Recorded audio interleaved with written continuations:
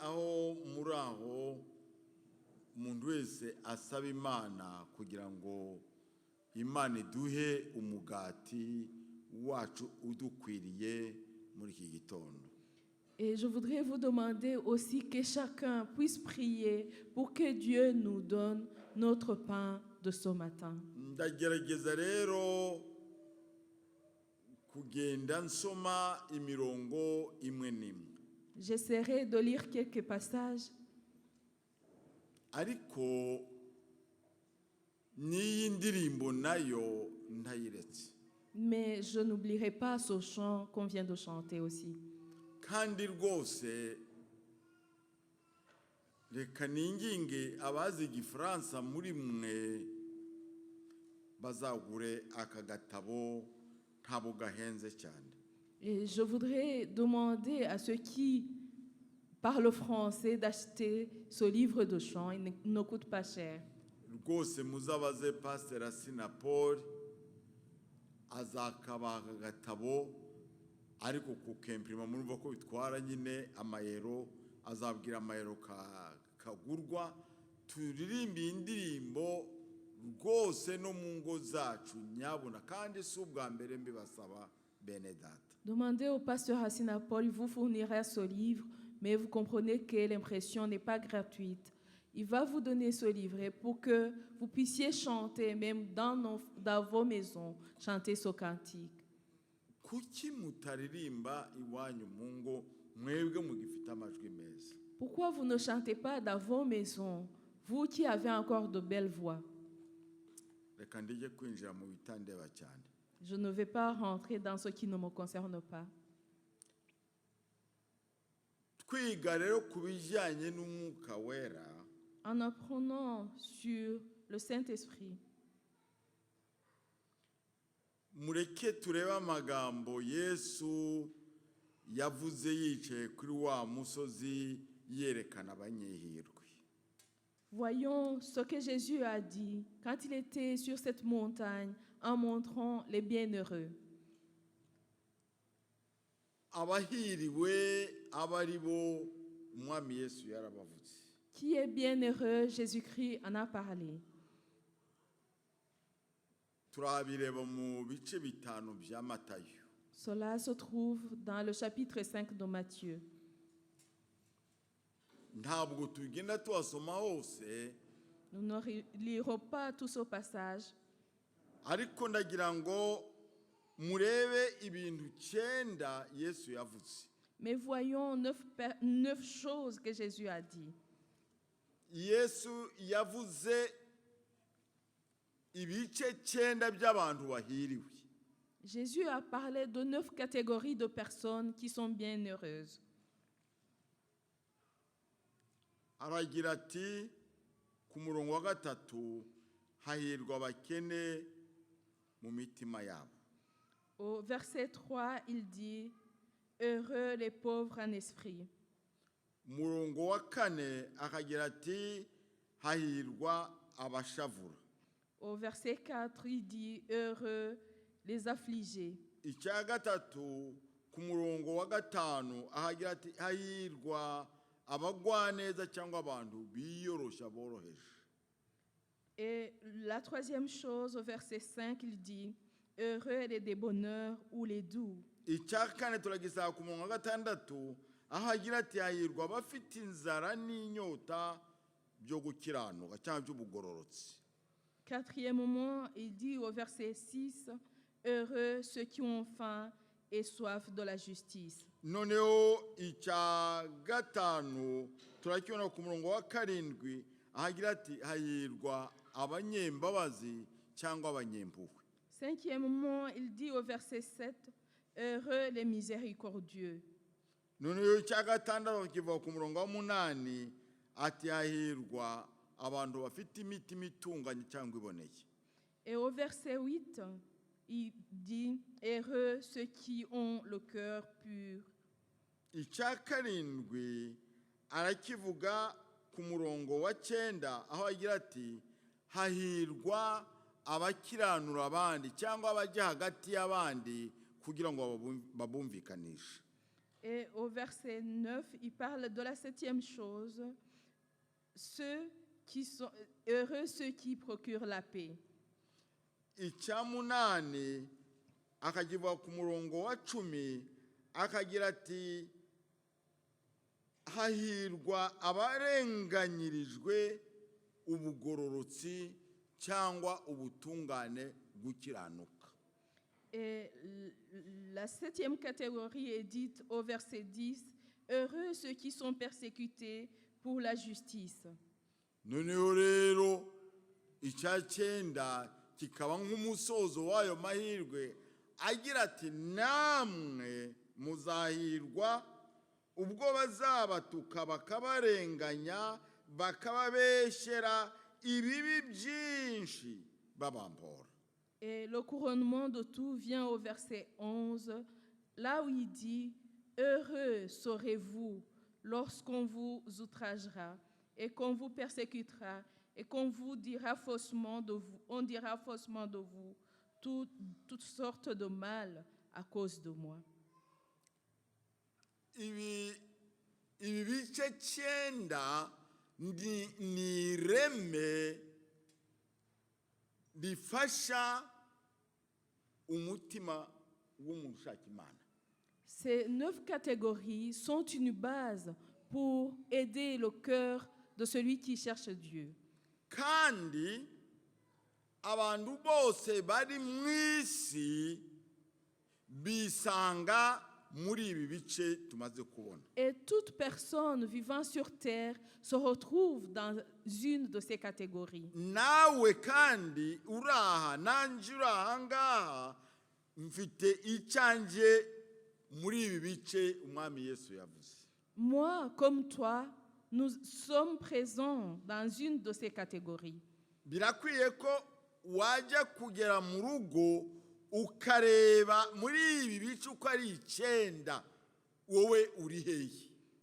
Peut-être qu'en arrivant à la maison, tu pourrais regarder parmi ces catégories, quelle est la catégorie dans laquelle tu te retrouves. Reka rero kuko turi ku by'umwuka w'Imana umwuka wera roho muziranenge turebe icya 4. Comme on parle du Saint-Esprit, l'Esprit de Dieu, voyons la 4e catégorie. Hari ikibazo kinini cyane mu matorero y'igihe cya none. Il y a un gros problème dans l'Église actuelle. Dans les églises, c'est pas dans l'église. Il y a un gros problème dans les églises actuelles.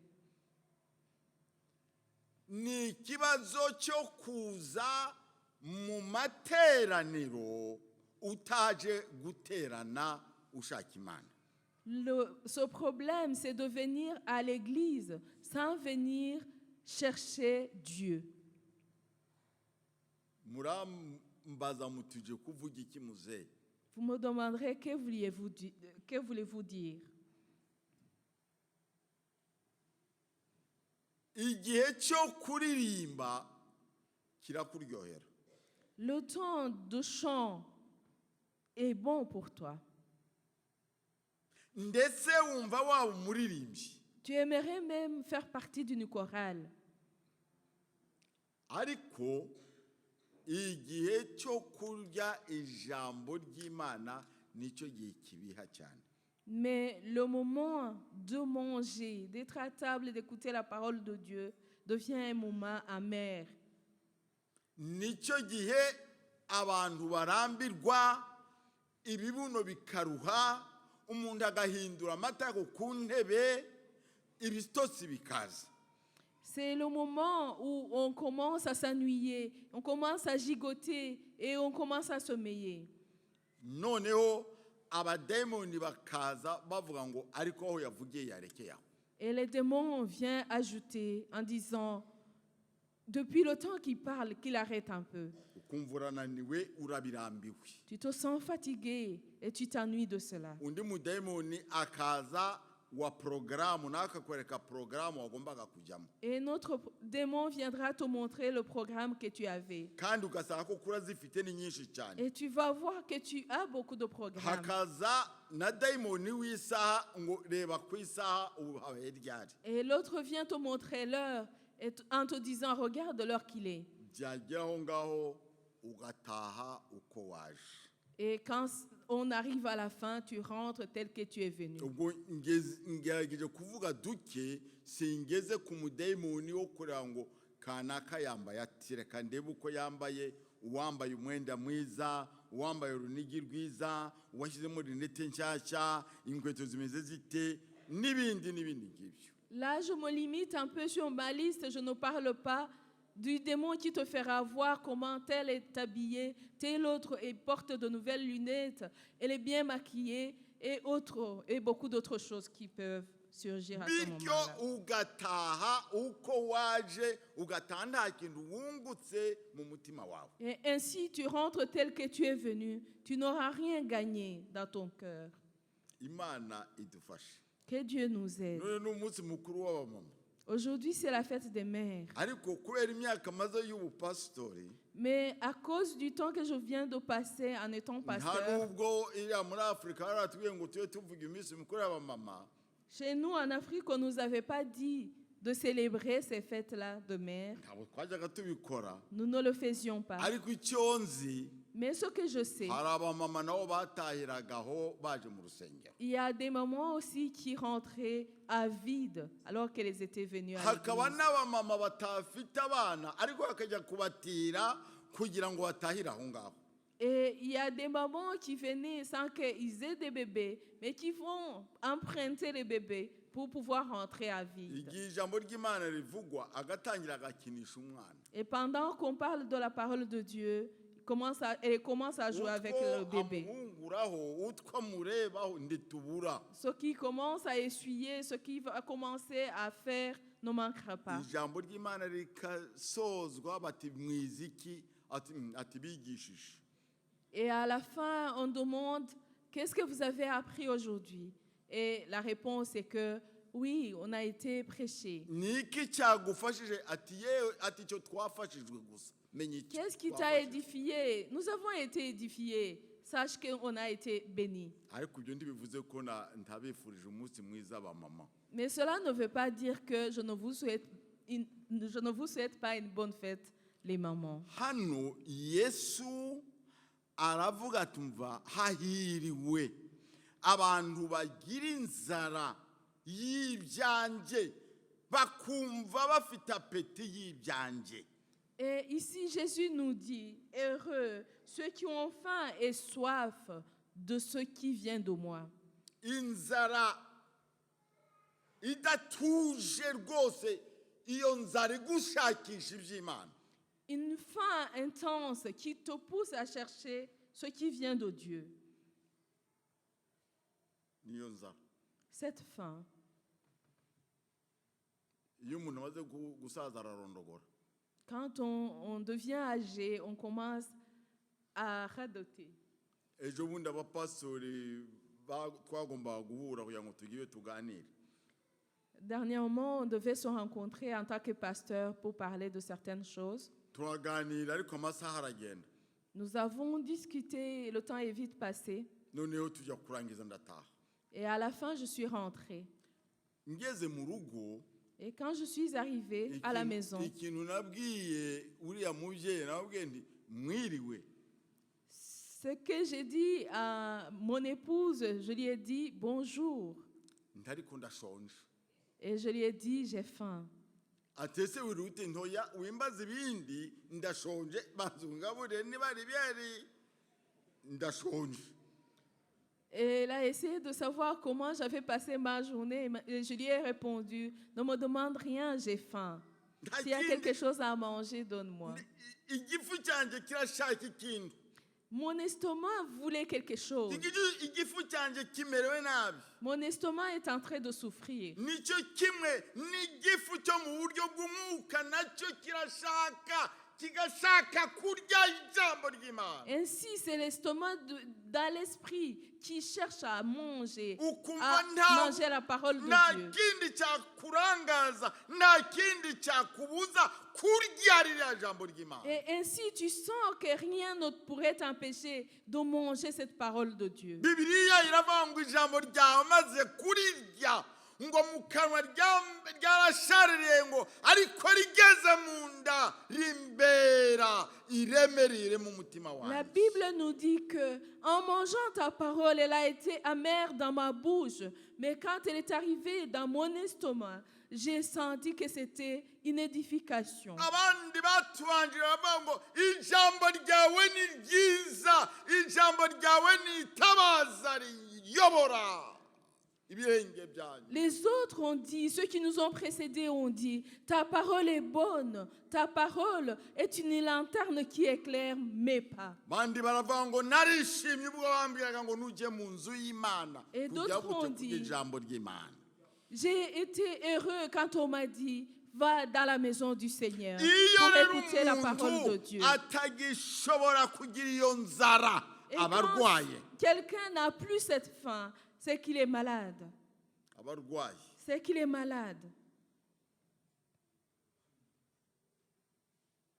Cya kabiri Une deuxième chose, Yesu aravuga ati Jésus dit, bafite n'inyota, ceux qui ont soif, bafite n'inyota. ceux qui ont soif aussi.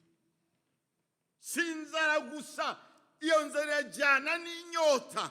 Ce n'est pas seulement une faim, mais cette faim doit être accompagnée d'une soif aussi. Abagize inyota hano murabizi. Celui qui a déjà eu soif peut savoir. Bari abajene mwebwe abajene muranja mbabona kenshi abo duhuranye nabo bitwaza twa ducupa bagenda bagira bari bafata amazi abo babobeza mu kanwa kabo. Beaucoup de jeunes, je les vois, se promènent toujours avec une bouteille sur laquelle ils boivent chaque Ayo fois. mazi nayiki Pourquoi boire cette eau? nayo kugira ngo acubye inyota yari imaze C'est kuza. pour calmer la soif qui commençait à venir. Si n'icyo gusa, Ce n'est pas seulement ça. ayo mazi afasha no kugira ngo ijwi ritagenda. Cette eau aide aussi pour que la voix soit normale. Si n'icyo gusa, C'est pas seulement cela. abahanga baravuga ngo amazi ni isoko y'ubugingo. Les scientifiques ont dit que l'eau, c'est la source de vie. Amazi arafasha. L'eau aide.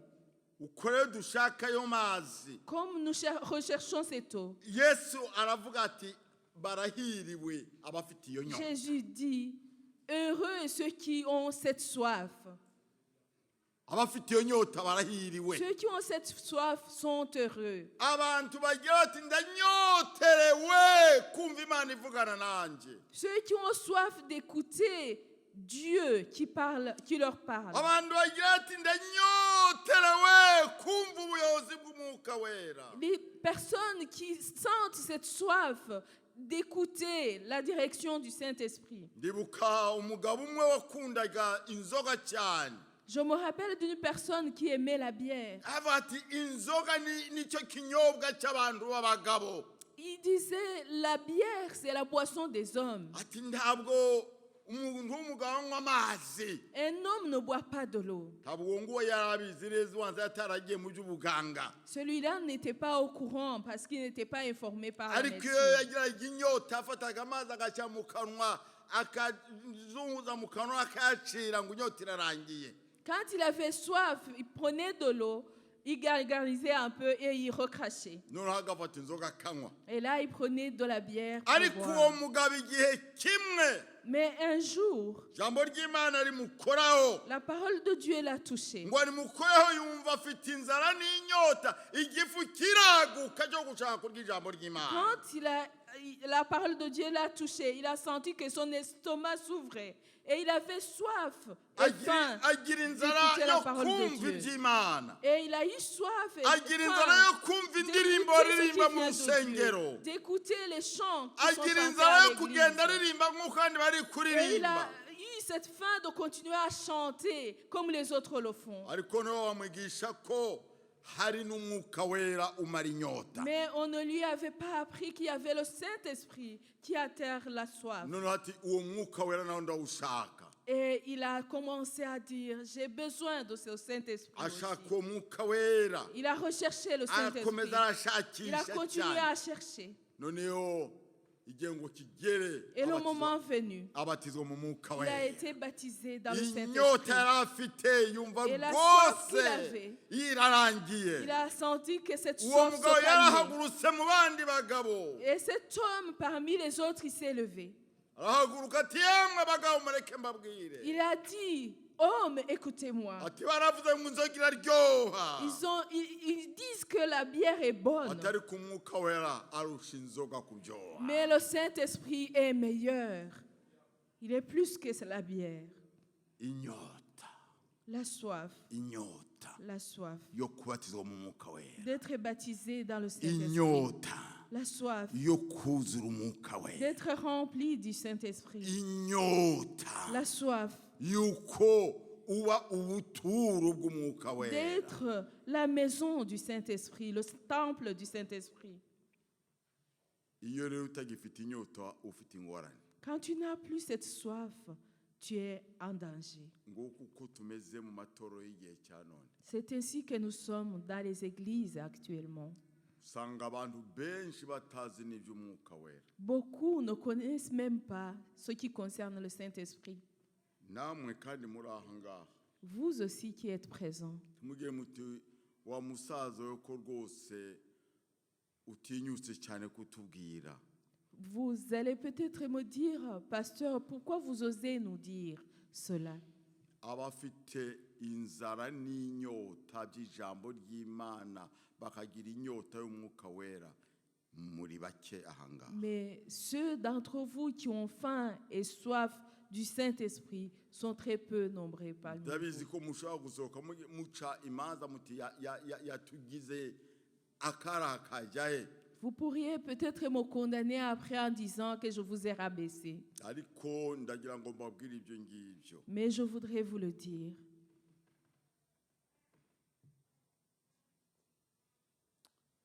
Inzara n'inyota biri kurangira muri mwebwe.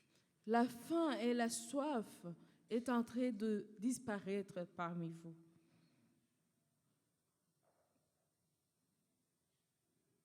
Ndibaza itorero ry'ejo bizagenda bite. Je me demande comment sera l'église de demain. Imana niyo ibizizi byinshi. Dieu sait tout car il sait ce qui se passera car il sait tout.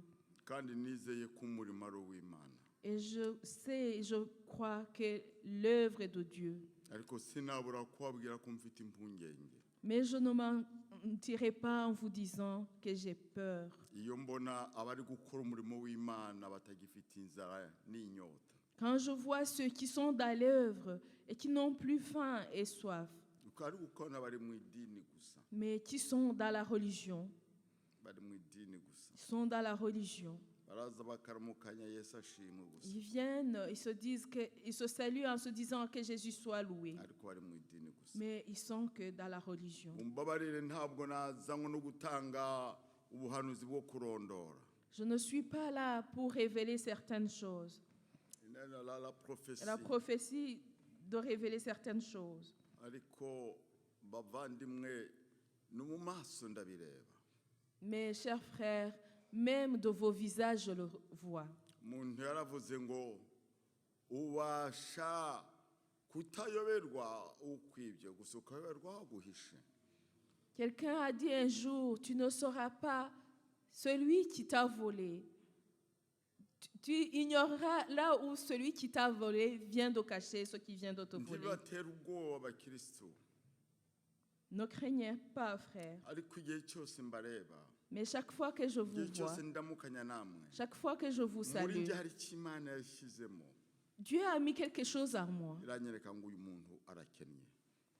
Dieu, je ressens Dieu qui me montre que cette personne est Nubwo pauvre. ndakubwira ngo bimeze bitya. Même si je ne te dis pas que c'est Ariko ainsi, ubukene ndabubona. mais la pauvreté en toi, je le vois.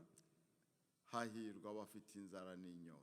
Heureux ceux qui ont faim et soif. nawe ugira inzara n'inyota. Toi aussi, aie faim et aie soif. Yesu rero yavuze byinshi ku bijyanye n'umwuka wera. Jésus a parlé de beaucoup de choses concernant le Saint-Esprit. N'icyatumye avuga ngo amatorero y'igihe cya none.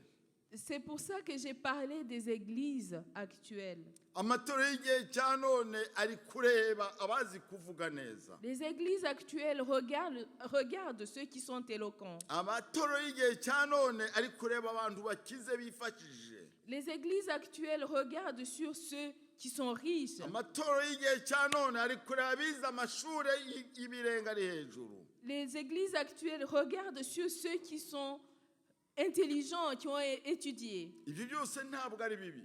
Cela n'est pas mauvais. Ariko tukibagirwa iby'ingenzi. Mais nous oublions le plus important. Ibintu by'ingenzi. Ce qui est important. Umuntu uzankorera. Celui qui me servira. Umuntu uzankora n'uwambaye imbaraga. Celui qui me servira, c'est celui qui sera revêtu d'une puissance. N'uwambaye imbaraga. Celui qui sera revêtu d'une puissance. Ko Yesu yabwiye abigishwa be. C'est ce que Jésus a dit à ses disciples. Igice cya mbere mu byakozwe n'intumwa umurongo w'8. C'est dans le premier chapitre des Actes, Umurongo w'8. verset 8. Ngo icyakora muzahabwa imbaraga. Mais vous recevrez une puissance. Mwuka wera nabamanukira. Et le Saint-Esprit survenant sur vous. Muzabagaho bo kumpamya. Et vous serez mes témoins. Nibwo muzabasha guhamya. C'est à ce moment-là que vous serez mes témoins. Ariko none turashyire abantu mu itorero, imirimo mu itorero, kandi akakinjira mu itorero ntabwo yabatijwe umwuka wera. Mais actuellement, nous laissons entrer les gens dans l'église qui ne sont pas encore baptisés dans le Saint-Esprit. Dufite abapasitori batijwe umwuka wera. Nous avons des pasteurs qui ne sont pas baptisés dans le Saint-Esprit. Dufite abadiyakoni batijwe umwuka wera. Nous avons des diacres qui ne sont pas baptisés dans le Dufite Saint-Esprit. abaririmbyi batijwe umwuka wera. Nous avons des choristes qui ne sont pas baptisés dans le Dufite Saint-Esprit. abakora muri sonorisation batijwe umwuka wera. Nous avons ceux qui servent dans l'arsenal qui ne sont pas baptisés dans le Dufite Saint-Esprit. abamizisiye batijwe umwuka wera. Nous avons ceux qui jouent de la musique qui ne sont pas baptisés dans le Umuntu Saint-Esprit. yarondora n'abajya guteka icyayi batijwe umwuka wera. Même ceux qui préparent le thé qui ne sont pas encore baptisés dans le Saint-Esprit. Abo bose babikoresha iki? Cela le font comment? Bibiliya iratwereka neza babikoresha umubiri. Cela le font par leur corps et leur Ngo chair. kandi Pawulo niwe wavuze Mais Paul dit, ngo turi iwacu umubiri tuba turi kure. quand nous sommes dans nos chairs, nous sommes éloignés de Dieu. Ibyemezo byinshi usanga tubifata twibereye mu mubiri. Beaucoup de décisions, nous les prenons en étant dans nos chairs. Kuko dufite abazi gutekereza neza. Car nous avons de bons penseurs. Abo bo turabafite. Nous avons de bons penseurs. Ariko umwuka se yavuze iki? Mais qu'a dit le Saint-Esprit? Cya tumva ngo amatorero y'igihe cya none. Naravuze amatorero y'igihe cya none sinavuze sepu yonyine navuze muri rusange. C'est pour ça que j'ai parlé des églises actuelles, sans toutefois vouloir dire parler de cep seul, mais j'ai parlé en général. Ndabararikira rero bene data kugira ngo dusabe Imana tugaruke ku isoko tugire inzara y'iby'Imana tugire inyota y'ibyo. Je vous invite alors, chers frères et sœurs, à revenir à la source pour avoir la faim et la soif de ce qui vient de Dieu. Yesu rero arabisobanura mu butumwa bwiza uko bwanditswe na Yohana. Et Jésus l'explique dans l'évangile selon Jean. Ubutumwa bwiza uko bwanditswe na Yohana ibice 14.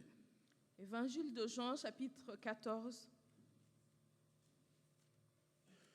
umurongo wa 15 kugeza kuri 21. le verset 15 à 21. Ndasoma mugenzi wanje murakurikira kuri za ekra. On va lire en Kinyarwanda et les francophones vont suivre en français. Nimunkunda muzitondera amategeko yanjye. Nanjye nzasaba data nawe azabaha undi mufasha wo kubana namwe ibihe byose. Niwe mwuka ukuri. Ntibishoboka ko ab'isi bamuhabwa batamurora kandi batamuzi. ariko mwebweho muramuzi kuko abana namwe kandi azaba muri mwe. Sinzabasiga nk'imfubyi, ahubwo nzazaho muri. Hasigaye umwanya muto, ab'isi ndiwe bakimbona, ariko mwebweho muzambona kuko ndiho namwe muzabaho. Uwo munsi muzamenya ko ndi muri Data, namwe mukaba muri nje, nanjye nkaba muri mwe. Ufite amategeko yanjye akayitondera niwe unkunda, kandi unkunda azakundwa na Data, nanjye nzamukunda mwiyereke. Yuda utari Isikariyota haramubaza ati, Databuja, bibaye bite kugiye kwiyereka? Nakomeje umurongo wa 22. Kwiyereka ndiwiyereka ab'isi. Yesu aramusubiza ati, umuntu nankunda azitondera ijambo ryanjye, na Data azamukunda, tuzaza aho ari tugumane nawe. Ariko utankunda nditondera amagambo yanjye, kandi iryo jambo mwumvise si iryanjye, ahubwo ni irya Data wantumye. Yesu aragira tumva rero muzahabwa, sinshaka kubasiga nk'imfubyi, mugomba guhabwa umufasha. Jésus dit ici, je ne vous laisse pas orphelins, mais vous recevrez une aide. Nabasobanurire neza ko uwo mufasha ari umuntu ubana natwe igihe cyose. Je vous ai expliqué que cette aide-là, c'est une personne qui est avec nous en tout temps. Umuntu uri muri wowe igihe cyose. Celui qui vit en toi en tout moment et en tout temps. Akuyobora igihe cyose. Celui qui te conduit. Ubwo nanjye nari nkiri ingimbi, quand j'étais encore adolescent, quand ils ont enseigné cet enseignement sur le Saint-Esprit, là où j'étais assis, j'ai dit, moi aussi je voudrais être baptisé dans ce Saint-Esprit. J'ai été voir l'enseignant. Et j'ai demandé comment ça serait possible pour que moi aussi je sois baptisé dans le Saint-Esprit. Il m'a répondu, tu dois avoir faim et soif de la parole de Dieu.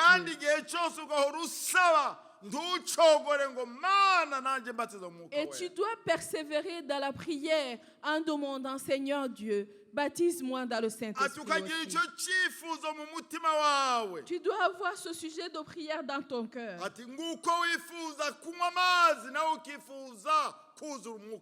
Comme tu peux avoir soif et vouloir boire de l'eau, demande aussi à être rempli du Saint-Esprit. Quand l'enseignant me le disait, c'est comme s'il avait ouvert quelque chose qui était caché à moi.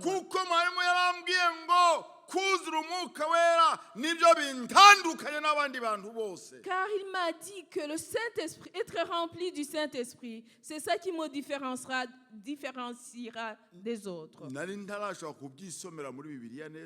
Je n'avais pas encore lu cela de la Bible. Je ne savais pas encore bien le lire dans la Bible. Mais quand j'ai lu dans la Bible, j'ai trouvé que ce que le maître m'avait dit était bon. Il n'y a rien qui peut nous différencier des autres si ce n'est le Saint-Esprit. Seulement le Saint-Esprit. Rien ne peut te différencier des autres. Seulement le Saint-Esprit. Si ce n'est pas ça, tu es un animal parmi les autres animaux.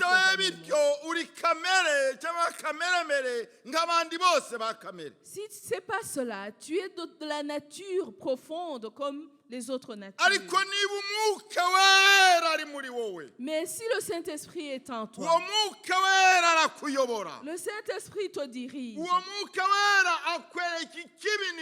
Le Saint-Esprit te différencie le bien du mal. umwuka wera kwereka aho ugomba kwicara aho utagomba Le kwicara. Saint-Esprit te montre où tu peux t'asseoir, où tu ne peux pas umwuka t'asseoir. wera akwereka aho mugomba gufatanya n'aho mutagomba gufatanya. Le Saint-Esprit te montre avec qui tu peux collaborer et avec qui tu ne peux pas. umwuka wera akwereka umwenda umwambaro ugomba kwambara n'utagomba kwambara. Le Saint-Esprit te montre un habit que tu peux mettre et celui que tu ne pourras pas. n'umwuka wera.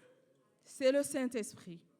Yesu hano aravuga Et Jésus dit ici, ati sinzabasiga nk'imfubyi. je ne vous laisse pas orphelins. njyewe nzagenda Moi, j'irai. nindangiza umurimo wanjye nzagenda. Quand j'aurai accompli mon travail, je partirai. ariko nimwumve neza, Mais écoutez bien, nzasaba data je demanderai au Père kugira ngo abohereze umwuka wera. qui vous envoie le Saint-Esprit. niba udafite umwuka wera, Si tu n'as pas le Saint-Esprit, ntabwo ari ikosa rya Yesu, ce n'est pas la faute de ni Jésus, ikosa ryawe. c'est de ta faute. nuko utigeze umusaba, C'est que tu ne l'as pas demandé. cyangwa waramusabye ugeze igihe urarambirwa. Ou tu l'as demandé et tu t'es découragé en attendant. kadusome abaroma Lisons dans l'Épître aux Romains, ibice 8:34. le chapitre 8, verset 34. murebe icyo Yesu akora. Et voyez ce que Jésus fait. Pawulo niwe ubivuga muri aya magambo, Paul le dit en ces mots. te ninde uzaziciraho iteka? Qui les condamnera?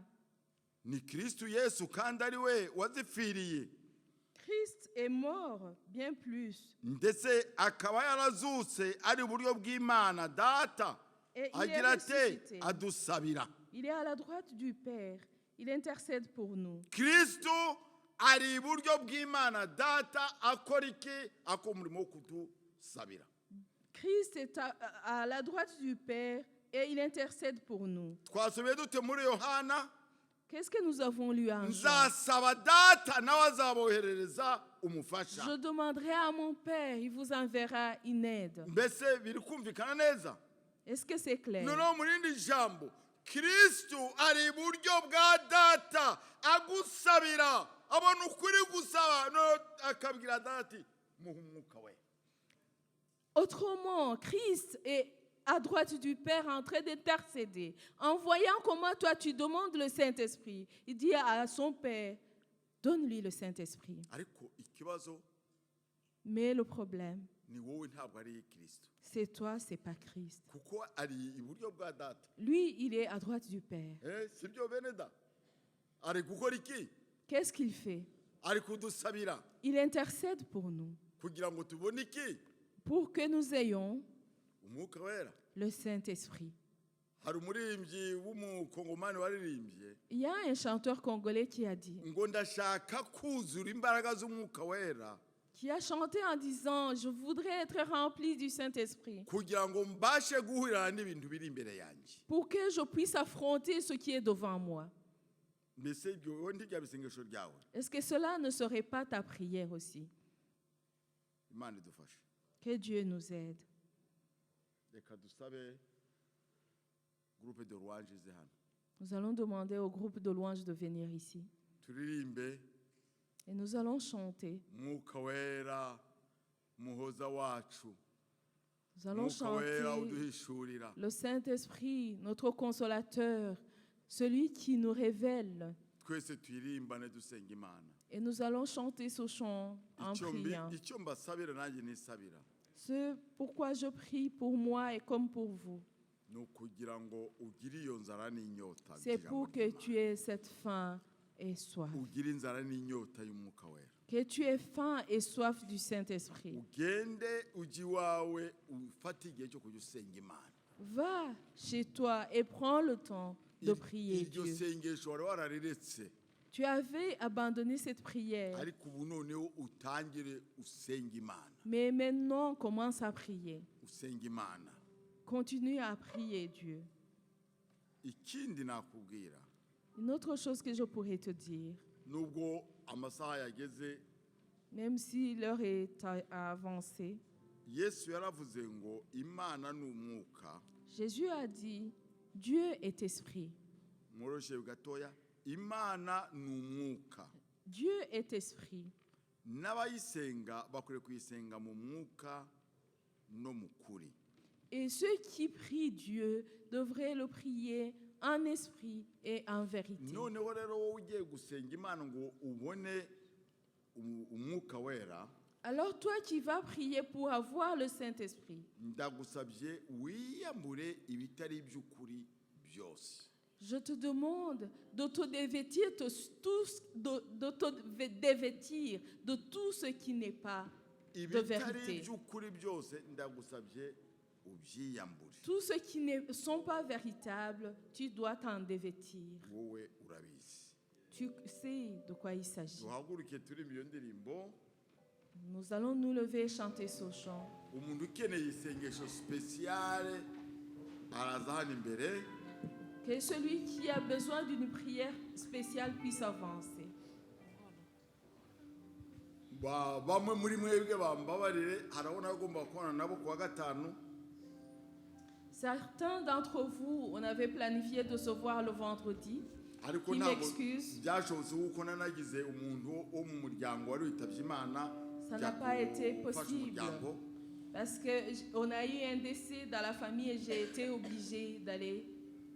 Ariko ntibivuga ko mu yindi minsi ndashobora kubakira ngo dusengane nabo. Et cela ne veut pas dire que les autres jours, je ne pourrais les recevoir. Umuntu Prier ukeneye avec eux. ko tumusengera mu gihe turi ibindirimbo araza hano imbere, ntabwo dutinda ntimwirukange, ntabwo rwose ntinda. Celui qui a besoin de prière va avancer pendant qu'on chante ce chant.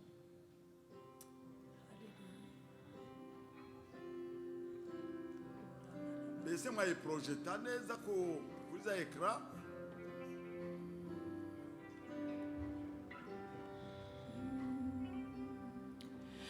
Comme un tonneau qui déborde ses rivages, Souffle, Esprit de Dieu. oh, comme une force nouvelle qui nous conduit d'âge en âge. Souffle, Esprit de Dieu. Nous voulons marcher dans la victoire et sans crainte. Souffle, Esprit de Dieu. Ô Seigneur, répands ton onction et répands ta lumière. Fais trimer souffle, Esprit de Dieu. Oh, sur cette assemblée réunie en prière. Esprit de Dieu. Viens, viens, répands ton onction et répands ta lumière. Esprit. Chantons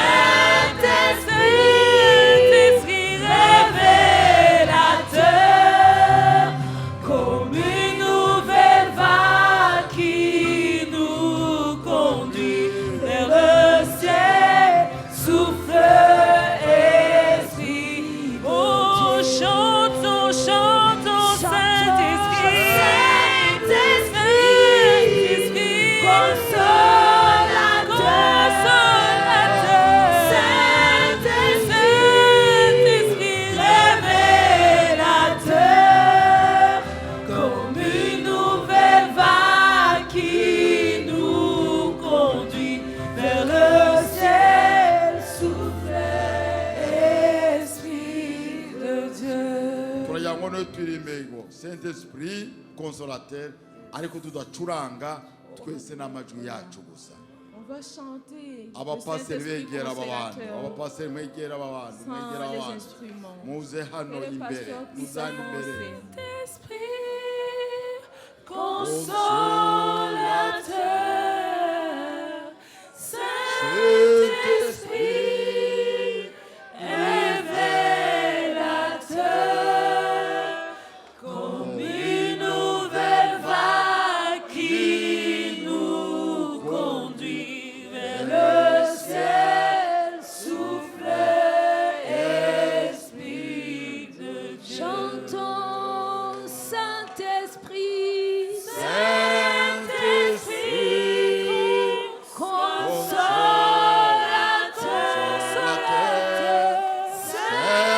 Saint-Esprit, révélateur, comme une nouvelle vague qui nous conduit vers le ciel, souffle Esprit de Dieu. souffle le feu de Dieu. duhe Pastor Asinapoli mikro kugira ngo asabire aba bene data bapfukamye hano Le micro pour qu'ils puissent prier pour ses frères agenouillés devant nous. kugira ngo biyambure ibitari iby'ukuri byose. Tout ce qui n'est pas de mwihangane mu nyumve imbuguro écoutez-moi nanjye s'il vous plaît. kugira ngo biyambure ibitari iby'ukuri byose. Pour que ses frères et sœurs se dévêtissent de ce qui n'est pas véritable. Wowe upfukamye hano Toi qui es agenouillé, bwira Yesu uti mwami na kiriya nacyo kingureho. dis à Jésus, Seigneur, libère-moi de cela aussi. Turasaba Pastor Asinapoli asengere ku magambo magufi cyane. Nous demandons au pasteur Asinapol de prier courtement. Narangiza gusenga Et quand il aura fini, turasaba Pastor Simeo nous demanderons au pasteur Siméon asabire itorero ryose de prier pour toute l'église, kugira ngo tugire inzara n'inyota by'ijambo ry'Imana no kubatizwa mu mwuka we. pour que nous ayons cette faim et soif d'être baptisés dans le Saint-Esprit. Nawe ahuri nanjye aho ndivuye ngo mana reba inzara mfite. Là où tu es, là où je suis, disons, Seigneur, regarde la soif que j'ai. Niba nta nzara ufite saba Imana iguhe apeti Si tu n'as pas faim, demande l'appétit de kuko Dieu. ubuze apeti yo mu buryo bw'umwuka. Car il te manque l'appétit spirituel. Bose barasenga mu magambo magufi cyane kuko dufite gahunda ikomeza y'igaburo ryera. Ils vont prier courtement, car nous avons le programme aussi de Ntabwo Sainte-Seine. Imana idusubiza ngo nuko twasabye amasengesho maremare cyane. Dieu ne répond pas à nos prières parce que nous avons prié longtemps. Ijambo rito kandi rigufi ushyizeho umutima wawe Imana iraryumva ikarisubiza. Une prière courte et sincère, Dieu l'écoute et répond. Mana data wa twese uri mu ijuru, Lord, Dieu, Père éternel qui est au ciel. se wa Yesu Kristo, ntama w'Imana ukuraho De ibyaha by'abari mu isi. Jésus-Christ, agneau de Dieu qui ôte le péché du monde. Ibyo duhabwa byose tubihabwa kubw'ubuntu watugiriye. Tout ce que nous le recevons gratuitement par ta grâce. Dusengeye ubwoko bwawe aba bantu bicishije bugufi imbere yawe, Nous prions pour ton peuple qui est devant toi. kugira ngo ubatwikize ubuntu bwawe kandi amaraso ya ntama w'Imana abezeho gukiranirwa kose. Que tu les couvres par ta grâce et que le sang de l'agneau puisse les libérer de tout péché. Kugira ngo berezwe kukubera ingingo zima. Pour qu'ils soient sanctifiés et faire part de toi, Seigneur. Baje ahangaha kuko bafite inyota yo gukorwaho n'umwuka wawe wera. Ils sont là parce qu'ils ont faim et soif d'être chaque jour avec ton Saint-Esprit. ndetse iyo biba bibaye ngombwa ngo batange ikiguzi ahari bakagitanze ariko ntiwigeze uteganya ko habaho ikiguzi umwana w'umuntu yatanga kugira ngo ahabwe umwuka wera. S'il y avait un prix à payer, il le payerait. Mais tu n'as pas prévu qu'il y ait un prix à payer. ahubwo ni ubuntu gusa. Mais c'est par ta niyo grâce. mpamvu tubasabiye mu izina rya Yesu Kristo kugira ngo uyu munsi ukeneye kubatizwa mu mwuka wera batizwe mu mwuka wera. C'est pour ça que nous prions pour eux, pour que celui qui a envie d'être baptisé dans le Saint-Esprit soit baptisé. ufite inyota yo kuvugururwa mu buryo bw'umwuka yongera avugururwe. Que celui qui a cette soif d'être renouvelé dans le Saint-Esprit soit renouvelé. maze bahabwe imbaraga zidasanzwe ziguturutseho zibakomeza mu bukristo bwabo. Et qui reçoivent cette puissance qui vient de toi pour les fortifier dans leur vie chrétienne. bikorere urukundo wadukundiye mwana wawe Yesu Kristo. Fais-les par l'amour que tu nous as aimés à travers Jésus-Christ, ton Fils.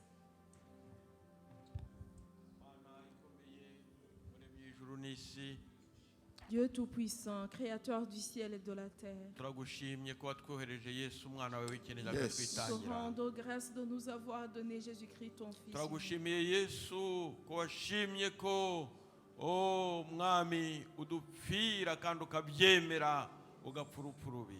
Nous te rendons grâce, Jésus, car tu as accepté de mourir pour nous de cette mort infâme. itorero ryawe ryavuye mu maraso yawe Ton Église est sortie de ton sang.